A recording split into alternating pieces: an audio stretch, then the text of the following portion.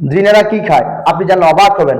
আপনি যদি তাদের রিজিকগুলো নষ্ট করে ফেলেন, তাদের খাবার নষ্ট করে ফেলেন, তাহলে তারাও আপনার রিজিক নষ্ট করবে, আপনার উপর আক্রমণ করবে, এমনকি আপনার পরিবারের উপর এরা আক্রমণ করতে পারে, অ্যাটাক করতে পারে।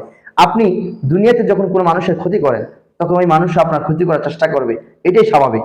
আপনি যখন জিনদের এই খাবারগুলোকে না জানার ফলে নষ্ট করে ফেলেন, তখন জিনেরা, অনেক জিন আছে খুব ভালো, এরা ক্ষতি করতে চায় না মানুষের, কিন্তু আমরা যখন তাদের ক্ষতি করে ফেলি, তখন তারা বাধ্য হয়ে তারা আমাদের ক্ষতি করার চেষ্টা করে। যে খাবারগুলো আপনি নষ্ট করবেন না, 1 নাম্বার মাছের কাঁটা এবং হাড্ডি, এগুলো আপনি কখনো পানিতে ফেলবেন না। মনে রাখবেন, এই মাছের কাঁটা এবং হাড্ডি হচ্ছে জিনদের খাবার।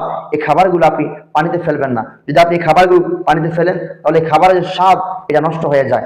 তখন জিনেরা রাগান্বিত হয়, তখন জিনেরা কষ্ট পায়।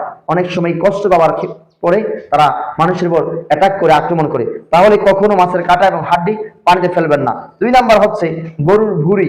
এই গরুর ভুঁড়ি যা আছে, এগুলো তারা সবচেয়ে বেশি পছন্দ করে।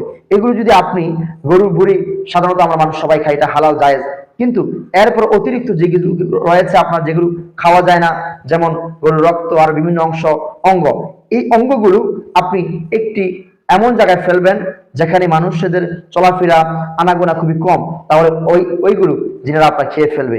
এটা হচ্ছে তাদের খাবার।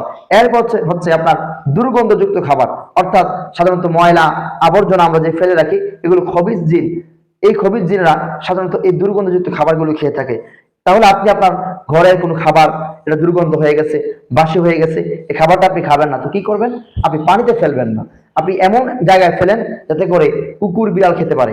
আর জিনেরাই কুকুর এবং বিড়ালের স্বরূপ ধারণ করে তার এই খাবারগুলো খায়। তাহলে মনে রাখবেন, জিনদের এই খাবারগুলো যদি আপনি নষ্ট না করেন, তাহলে এরাও আপনার ক্ষতি করবে না, আপনার আক্রমণ করবে না। তারা তাদের মতো সুন্দর করে বসবাস করবে। আমরাও জমিনে আল্লাহর রহমতে সুন্দরভাবে বসবাস করতে পারবো ইনশাআল্লাহ।